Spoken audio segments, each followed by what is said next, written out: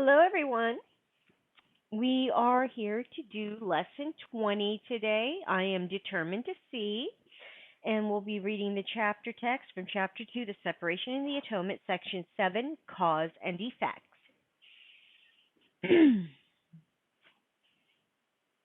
And just to let everyone know that I've been wishing my mother well. We went to see her this evening, and she's doing much better. She was cognizant. She was able to hold a conversation. She got up and was able to walk around the floor a little bit this evening. I don't think anyone knows what's going on with your mother. We haven't discussed that yet. Well, no, actually, the couple days ago, I had been talking about it this weekend. I see. You About might want to remind yeah. everyone. So my mom just went through some major surgeries. She's high risk. And what does high risk mean? High risk is someone that has a 75% chance of dying. Hmm. Is that the medical determination what high risk means? Uh, no, that's just like a generalization So of that's your definition of high risk. basically, I yeah. Well, high risk is the fact that her kidneys are failing her, her liver's failing her, her gallbladder was failing her. Um, she's a cancer survivor, her bones are crumbling. So anything that they were going to do, which was intrusive, was going to be a very high risk of her not making it through it, or high risk of complications. of extreme complications, which Right. would cause her to not make it through it. Right. So that's one of the things that they were really stressed and worried on. But she's doing much, much better. They had to move her from the initial room that they put her in due to the fact that her roommate was extremely negative in energy, and anytime someone would come in to work on my mom or to visit my mother at that first day, she would the other lady would start screaming, "Help me, help me, help me," and it stressed her out so much that she went from doing really good recovering to suddenly looking like she wasn't going to make it. And so they went and they were like, she was like, "Get me out of this room." So they basically moved her to another room. She's actually in the maternity ward. She gets to go see the babies. She's happy about that. All right, let's go ahead and start with section 7, cause and effect. You may still complain about fear, but you nevertheless persist in making yourself fearful. I have already indicated that you cannot ask me to release you from fear. I know it does not exist, but you do not. If I intervened between your thoughts and their results, I would be tampering with a basic law of cause and effect, the most fundamental law there is. I would hardly help you if I depreciated the power of your own thinking. This would be in direct opposition to the purpose of this course. It is much more helpful to remind you that you do not guard your thoughts carefully enough. You may feel that at this point it would take a miracle to enable you to do this, which is perfectly true. You are not used to miracle minded thinking, but you can be trained to think that way. All miracle workers need that kind of training. I cannot let you leave your mind unguarded, or you will not be able to help me. Miracle working entails a full realization of the power of thought in order to avoid miscreation. Otherwise, a miracle will be necessary to set the mind itself straight, a circular process that would not foster the time collapse for which the miracle was intended. The miracle worker must have genuine respect for true cause and effect as a necessary condition for the miracle to occur. Interjecting. Part of the stuff that I've been sharing with you guys is the cause and effect of our thoughts. And for me, how the cause and effect of my judgments, my beliefs, and my thoughts in general were affecting my body. And the effects that were coming forth for me were things like diabetes, high blood pressure, migraines, irritable bowel syndrome. We've all had that at one time or another. We heard something when we were seeing your mother tonight about a relative of ours who very recently judged us as being devil worshippers. Yes. Um, yeah, one of my relatives that had been calling my husband and I a devil worshiper just this past week, um, has now found herself In the dealing hospital. in the hospital dealing with a bleeding ulcer. Karma is instantaneous these days, folks. Karma will come back to bite you in the butt every time. Oop. And there went a camera when a kitty cat went running. Is it okay? Still running. Woohoo! So yeah, uh, basically that was like wow, a huge surprise to find that that happened to our family member. That after she had cast those aspersions on us, she is now struck down with a bleeding ulcer. Honestly, I have to say I wasn't that surprised when I heard about it. Yeah, I almost said something along the lines of, I'm not too surprised, but I didn't want to seem cold or callous about it. yeah, I don't want anyone to suffer, but at the same time, it doesn't surprise me to didn't surprise me to hear that she was in the hospital. yeah. So it's this kind of stuff that he's talking about. You know, you have to have respect and understanding for the cause and the effect.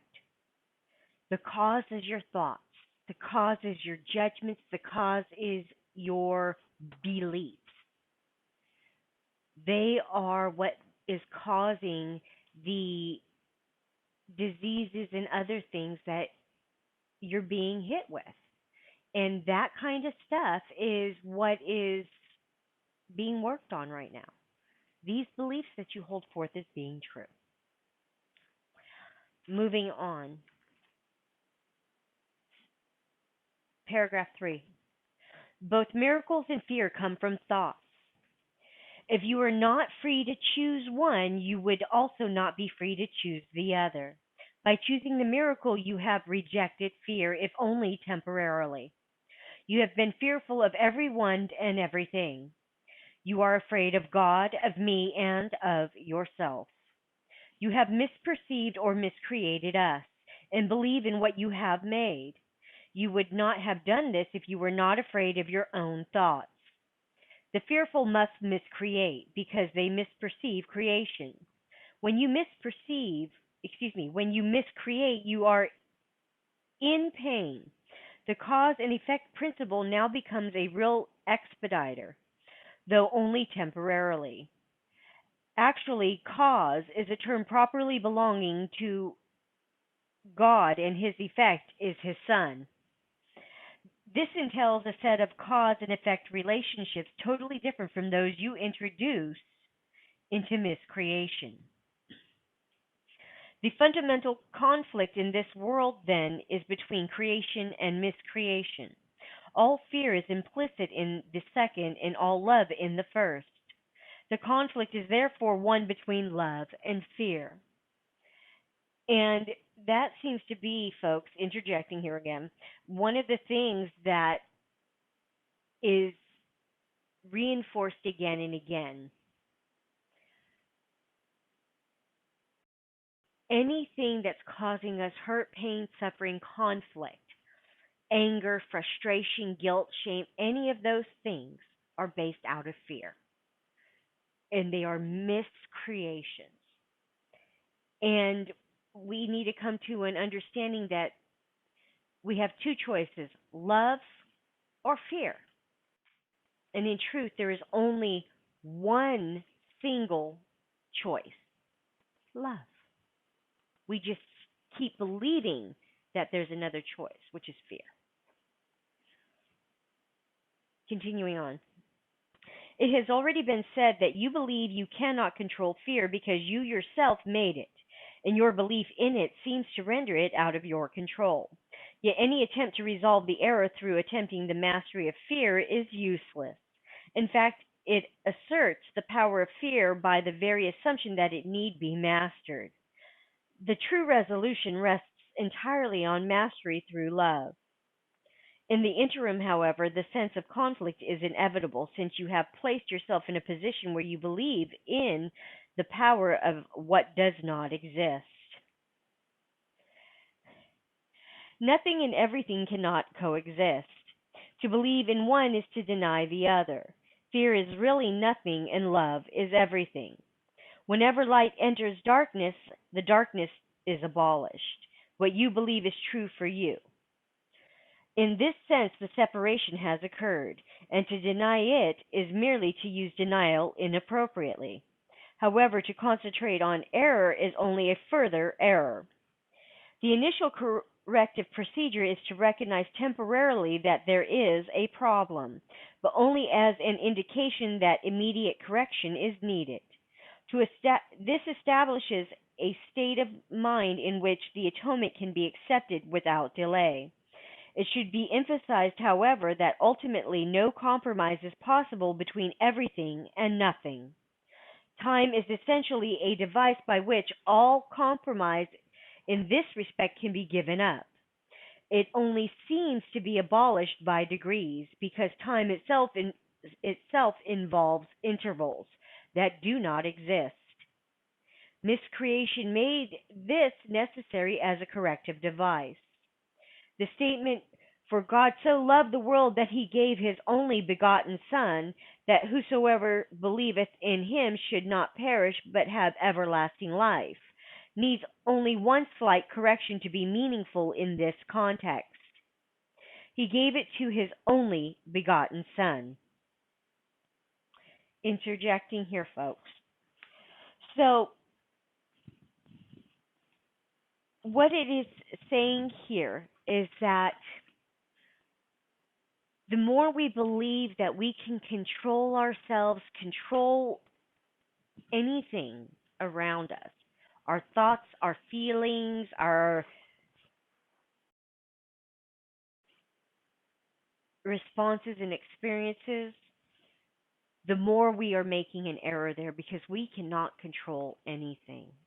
We have no control over anything. And We have a control over how we think and how we respond. We do have a choice. we have a choice, but we don't have control. The thoughts, when they come up, we don't have any control over that. As they come up, they come up. And then we are to look at them. There's no control there. They just enter, and we're like, where the hell did that come from? So, in that respect, the only control that we have in any situation is choice. How we choose to react, how we choose to act. And how we choose to look on the world. That too, we have a choice. No matter what conflicting emotions or situation is in front of us, we have a choice in how we choose to experience it. It is our choice. But it's not something that usually happens in the snap of your fingers or the blink of an eye. It takes time to learn how to recognize these things. It's taken Alex and I quite a while to start recognizing a lot of this stuff.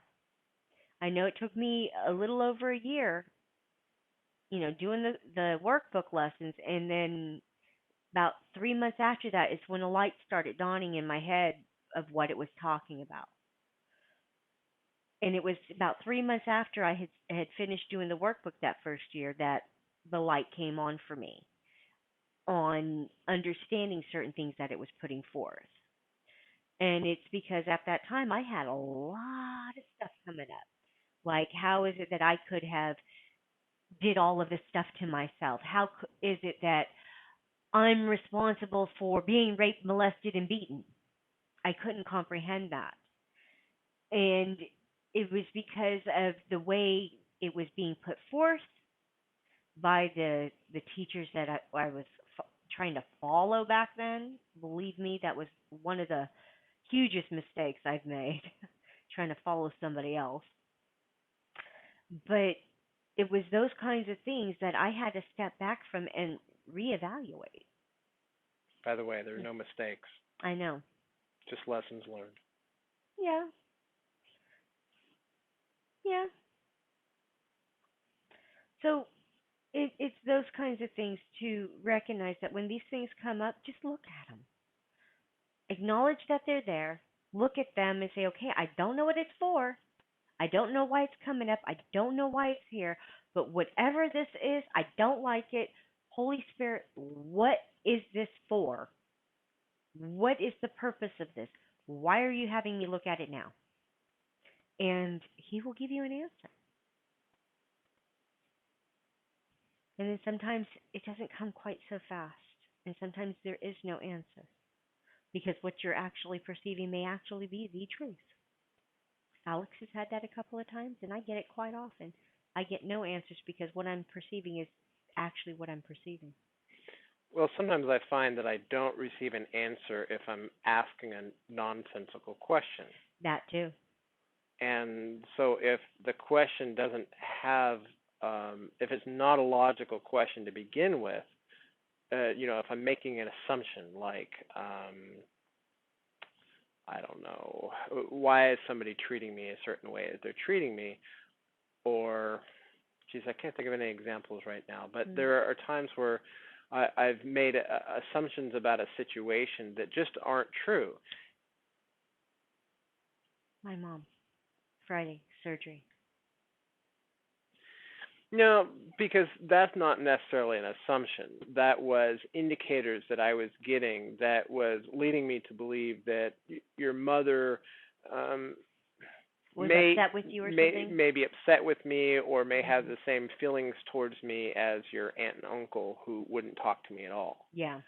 And in truth, it wasn't that. It was that they had already given her the anesthesias and stuff, getting her ready for the surgery at first when we first went to and saw her before going in, and she was starting to go out of it already because I kept having to pull her attention just to get her to look at me.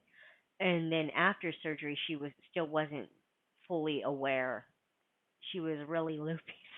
She was like, "Hi, I can see you."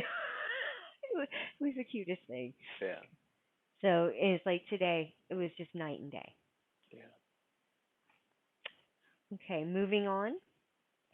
It should especially be noted that God has only one Son. If all his creations are his sons, every one must be an integral part of the whole sonship. The sonship in its oneness transcends the sum of its parts. However, this is obscured as long as any of its parts is missing. This is why the conflict cannot ultimately be resolved until all the parts of the sonship have returned. Only then can the meaning of wholeness in the true sense be understood. Any part of the sonship can believe in error or incompleteness if he so chooses. However, if he does so, he is believing in the existence of nothingness.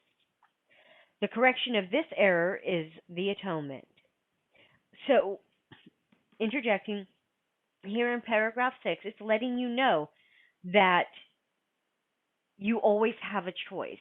Whatever you choose, that's your choice, your decision in what it is you want to believe in what it is you want to experience. And Holy Spirit can't stop you from experiencing that, seeing that, or anything unless you ask Him to Because of free will. because of free will. And free will is everything. And no, I'm not saying free willy. I'm talking free will, where you get a choice in what it is you want to see, think, feel, and experience. So, any part of the sonship can believe in error or incompleteness if they choose. Anyone. That is their choice. After a while, when you start recognizing and understanding the things that are being shown to you by Holy Spirit, the truths He will bring to your awareness,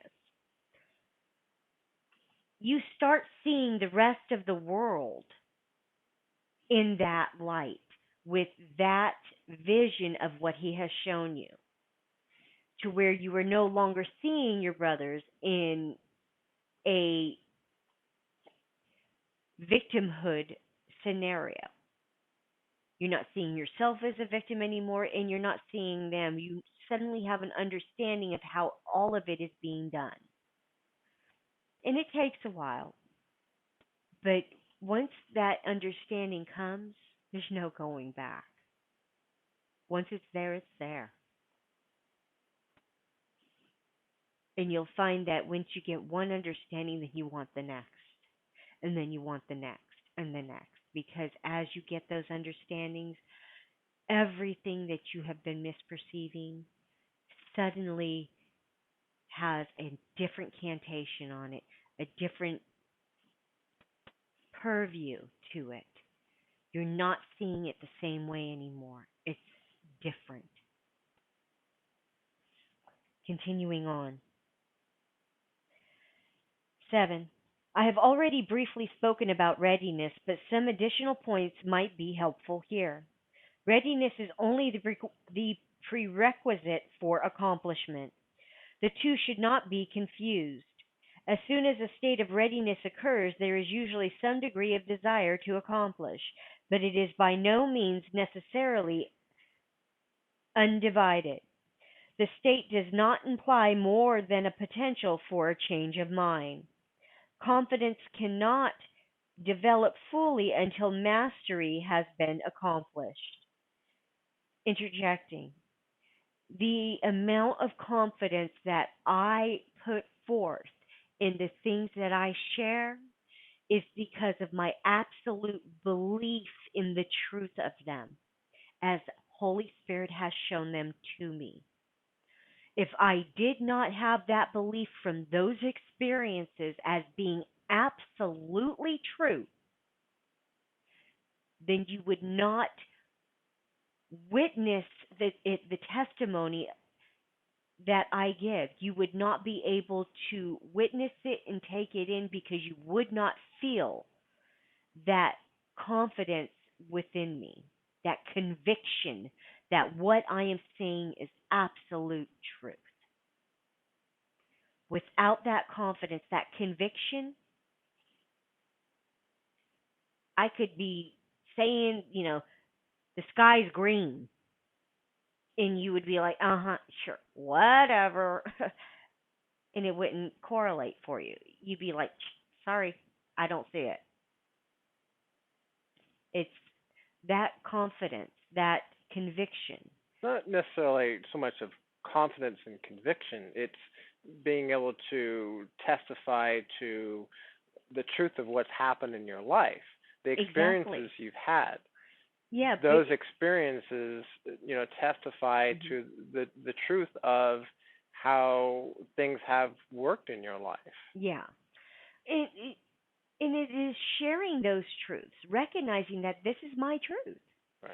And when I speak of it, there's a conviction that comes through in my voice, in the tone of my voice, my demeanor, the fact that I'm looking directly into the camera when I say it. I'm not shying away and ducking my head down. It's like 9 times out of 10, if someone doesn't have belief and conviction, they won't keep eye contact with the camera. They will continue to look elsewhere.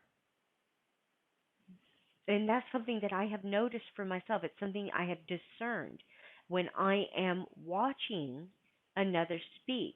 If they don't have conviction in their heart in what they're speaking about, they will turn aside and not make eye contact And look away. and Yeah. look away Yeah.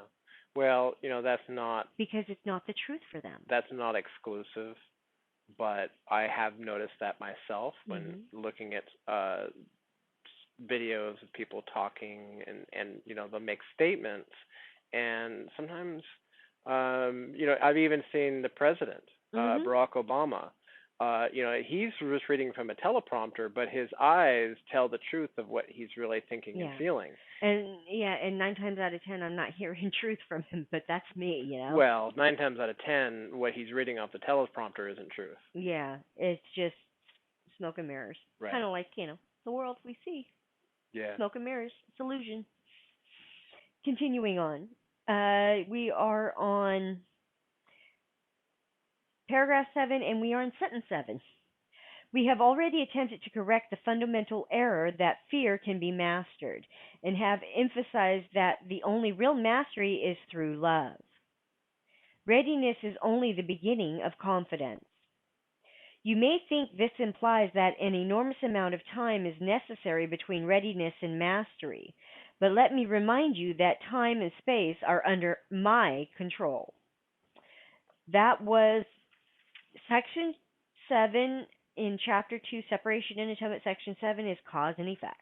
Moving on to lesson 20, I am determined to see. I just want to point out how funny it is that the last paragraph you read was paragraph 7, sentence 7, I in know. section 7. Yeah, section 7, paragraph 7, and sentence 7. And, when in everything, we have to learn to discern between our egoic thoughts and Holy Spirit. And when we are ready to hear something, when we've reached a point of readiness within ourselves, in those instances is when He can bring forth that truth to us. And honestly, I cannot tell you how that readiness comes about. All I know is that someone can say something to me and I won't get it, what they're saying. And then, uh, what, couple hours later or 2 days later, someone else will say the same thing to me and suddenly it clicks. And I'm going, holy crap. I could not understand what they were saying earlier. Now I get it. You've got to be ready to understand Yeah, something. you got to be ready. If you're not ready for something, you won't get it. That's why a lot of people that are doing A Course in Miracles could watch one of these videos and it wouldn't make any sense to them whatsoever. Exactly. And a lot of times it does work like that. Unless you are ready to hear what's being shared with you, you're not going to hear it. Like for me, it will come out sounding like a foreign language. And you're going to be like, huh? What language were you speaking? I've done that a couple of times. And they're like, English? I was like, that was English? Are you sure? It sounded like Greek or something. That wasn't Latin?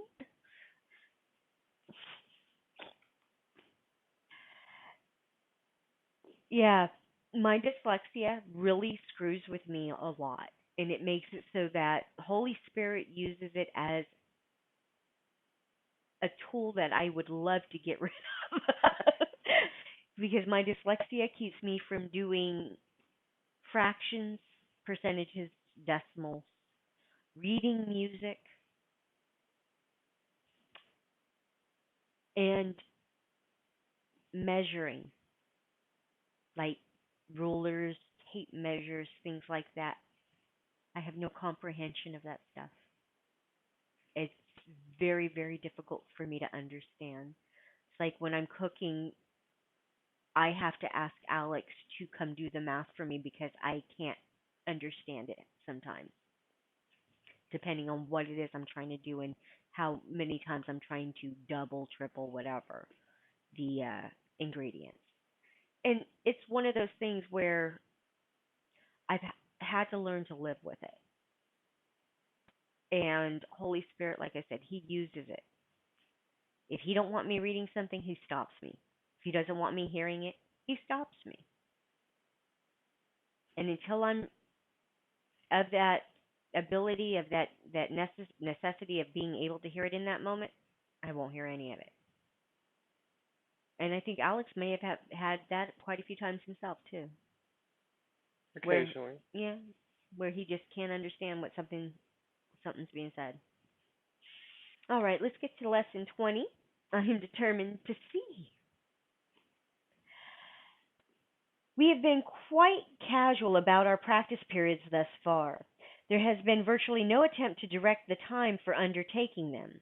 Minimal effort has been required, and not even active cooperation and interest have been asked. This approach has been intentional and very carefully planned. We have not lost sight of the crucial importance of the reversal of your thinking. The salvation of the world depends on it. Yet you will not see if you regard yourself as being coerced, and if you give in to resentment and opposition. This is our first attempt to introduce structure. Do not misconstrue it as an effort to exert force or pressure. You want salvation. You want to be happy. You want peace. You do not have them now because your mind is totally undisciplined and you cannot distinguish between joy and sorrow, pleasure and pain, love and fear. You are now learning how to tell them apart, and great indeed will be your reward.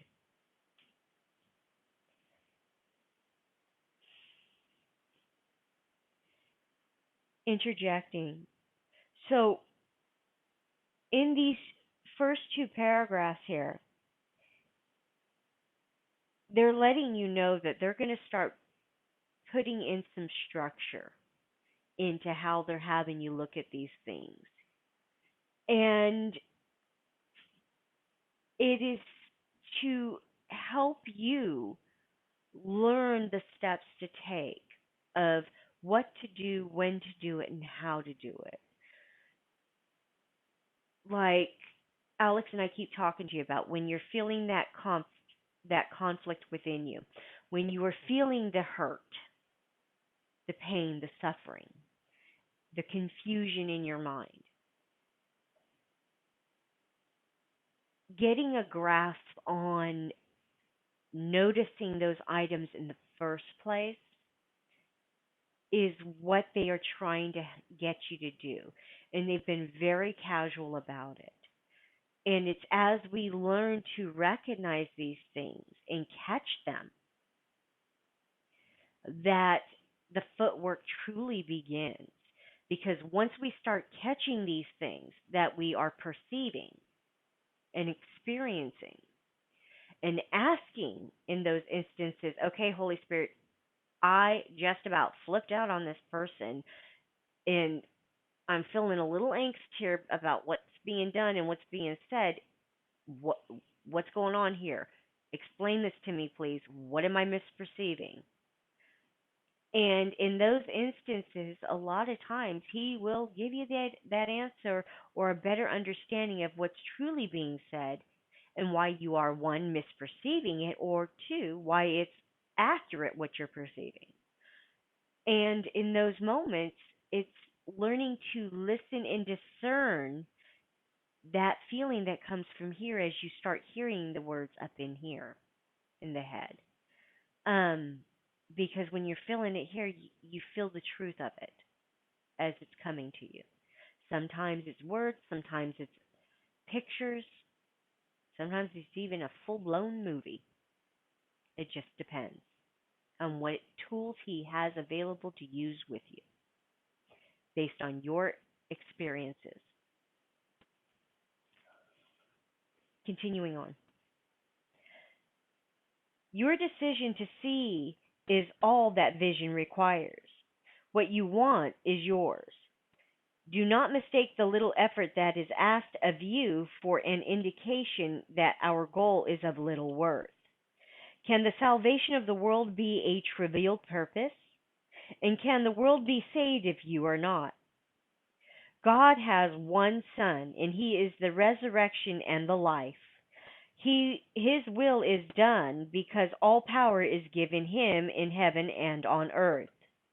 And your determination to see is vision given you. So interjecting here, the vision that Holy Spirit's talking about, the ability to see is to see the absolute truth of what it is you're thinking and believing in regards to what's going on inside of you, in your heart, in your mind, but also the things that are going on around you, the interactions between the people around you, um, physical objects, stubbing your toe on a chair, corner of a desk, things of that nature that were like, when those things come up, that's what it's talking about, is asking for his sight to see with his eyes what's happening so you can stop reacting. And it's learning to discern what is Holy Spirit's vision and what is your egoic vision. Your egoic vision is generally filled with beliefs and doubts and fears and guilt and shame and pointing fingers, placing blame on others or even on yourselves. Egoic thoughts is the thought that something has gone wrong. Exactly. And the egoic thought system is what we see in the world around us. And when we can start seeing the truth of what we are seeing out there and what we are doing with Holy Spirit's vision, that is when we can then make a different choice. Choose again and choose differently this time. And that's the kind of vision he's talking about here, is to see with Holy Spirit's vision the truth. Continuing on. The exercises for today consist in reminding yourself throughout the day that you want to see. Today's idea also tacitly implies the recognition that you do not see now. Therefore, as you repeat the idea, you are stating that you are determined to change your present state for a better one and one you really want. Repeat today's idea slowly and positively at least twice an hour today, attempting to do so every half hour. Do not be distressed if you forget to do so, but make a real effort to remember. The extra repetition should be applied to any situation, person, or event that upsets you. You can see them differently, and you will. What you desire, you will see. Such is the real law of cause and effect as it operates in the world. That is lesson 20. I am determined to see. And as it was stating here in the bottom, is that you can see everyone and everything around you differently if you choose to. Whatever you are perceiving that's having you react with anger, hurt, fear, guilt, shame, judgments of any kind, whatever the situation is that's going on, you have a choice to see it differently. That is your choice and opportunity to say, okay, Holy Spirit, obviously this is bothering me. I'm seeing something wrong here. Something is incorrect here. Correct my sight. What is it that I'm missing? Show me the truth. But you got to ask. And everything, we've got to ask. And I'm going to keep saying that over and over and over again. You have to ask. He is not going to come in there and do it for you. He can't. Because of free will. Exactly. Again. Because of free will, he cannot do it. He is not allowed. Father did not give him that right and that ability to come in and arbitrarily choose for us without us asking for it first. Because God created us in his image. With his power and his ability to choose for ourselves. And free will. That is what our free will is, the ability to choose for ourselves. Now here's the kicker, folks. Most of us go through our lives trying to hand that over to somebody else. give somebody else the right and responsibility to make choices and decisions for us, because we do not want to be responsible for ourselves. We do not want to open up that can of worms to being responsible for our own choices and decisions. So anytime we can, we want to say, honey, I don't know what I want to do. Should I buy this or not? And they're going, well, what is it? And you're like, oh, well, it's this, and I don't really know if I should or should. And you have this sense of guilt coming up in you because you know you really don't need it, but you want it just because it's shiny and glittery and pretty and it's the newest and latest and greatest. And it's that feeling of shame and guilt that you're wanting to hand over to somebody else so that if there's any repercussions, you can say, well, you said to buy it. And it's that kind of crap that we keep doing, trying to hand everything over to somebody else to make the choice and decision. In truth, honey, it's your decision, your choice, and it matters not if you try to hand it over to someone else. You still make that choice and decision by going along with it. It's still on you. You are responsible for what you think, you believe, and you choose to do. No one else is responsible for you. You are responsible for you. Always. This course is telling you you have a choice to make. You have a decision. If you're unsure what to do, you have a guide. Father gave you a guide just like he gave me, Alex, everyone a guide. That guide is Holy Spirit. That was Father's choice for us. Jesus went to Holy Spirit. That is where he went. Every time he had a problem or a question to deal with, he went to Holy Spirit.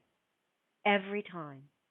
He didn't ask his brother standing next to him. He didn't go down to the rabbi down at the synagogue. No. He went out into the desert and said, okay, Holy Spirit, show me the truth. What is it that you would have me do here? Every time he talked to Holy Spirit, he did not look to those around him for the answer. He went within his own heart, his own mind, looked at what he was thinking and believing, and asked Holy Spirit for his corrections. When he came back and shared those learnings, those lessons with his brothers, he testified to that truth in his life. And in so doing, he allowed his brothers to witness it. And in that way, he allowed them to see the truth for themselves, make the choice for themselves if that is what they wanted to do. He could not force them to do anything. The choice had to be theirs. This is why when he went back to his home village, he could not perform any miracles there because the people there could not see him past what they knew him to be when he was younger. They could not see him as he truly was then and there. They only saw his past. They could not see what he had become. They could only see what he used to be. And once he said, okay, this isn't working for me, he said, I need to go pray. And he walked out into the desert. And in that way, he asked and got understanding as to what was happening with everyone there.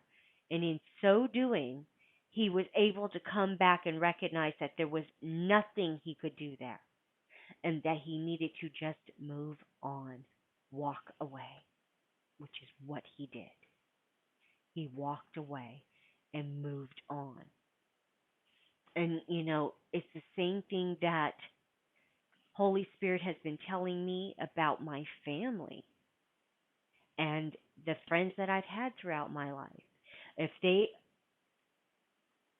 cannot love and support me as I am and accept you as and you are. accept me as I am without trying to get me to conform to their dictates And and their their beliefs. beliefs, then I'm to walk away from them. Family or not, they have the belief blood is thicker than water. And what Holy Spirit kept telling me is how many people out there have your blood type? Are you related to all of them? Are they your family now too? If that is the meaning you are going to give to that term family as being blood related, how many people have your blood type? Hell, your children might not have your blood type. Think about that. Your spouse may not have your blood type. Your children don't have your blood type. Even your parents may not have your blood type. How does that make them your family if it's all about blood? It's not all about blood. Exactly. It's not. Holy Spirit has shown me that we choose who our families will be. When we choose our spouses, our life partners, we are choosing in that moment who our family will be. We are choosing that being as our family. Because as time passes, the only one that is going to be there for you in that critical moment will be the spouse, that life partner. They will be the ones that will be there at the hospital with you if you are sick. They will be the ones that are at the hospital if you're having surgeries. They will be the ones answering the phone to deal with the bills and anything else needing to be done. They are going to be the ones that are going to be there at home with you night and day, being sure that you're taking your medications, getting food, whatever it is, if you're laying there in a bed unable to do for yourself. That's what our life partners do. That's what our spouses do. And in doing so, any choices and decisions that get made have to be made between you and your life partner, not you and the rest of your family. Think about that.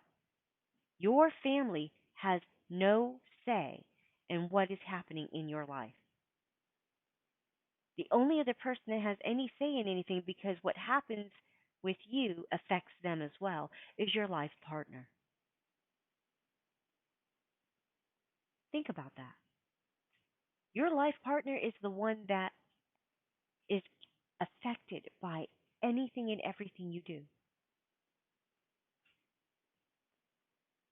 They are there in your bad moods, your good moods, your sickness, and your health.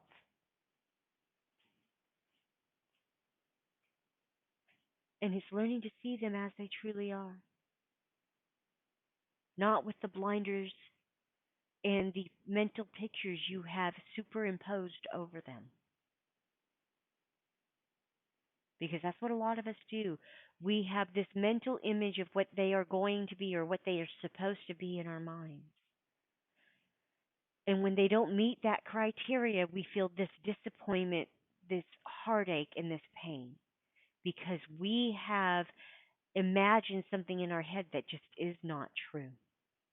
And it's letting go of those misperceptions, those beliefs, in lieu of what is true. You know, we say no one's perfect. People make mistakes.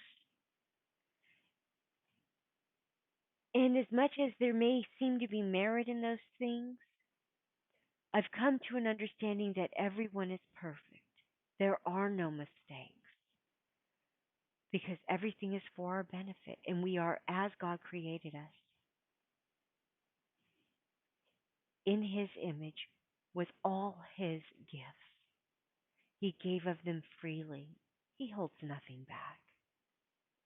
We just keep believing something's been held back from us. I am determined to see the truth. I'm determined to see the world as it really is, not with these illusions that have been taught to me, not with the fear, not with the guilt, not with the shame superimposed over everything.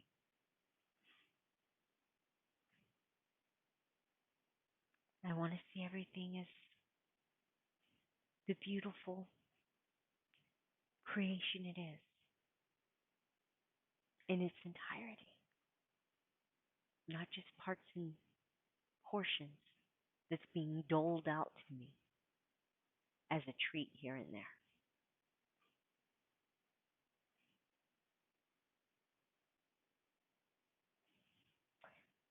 Thank you for joining us today. My name is Sabrina Reyenga. Alex Reyenga. That was lesson 20. I am determined to see.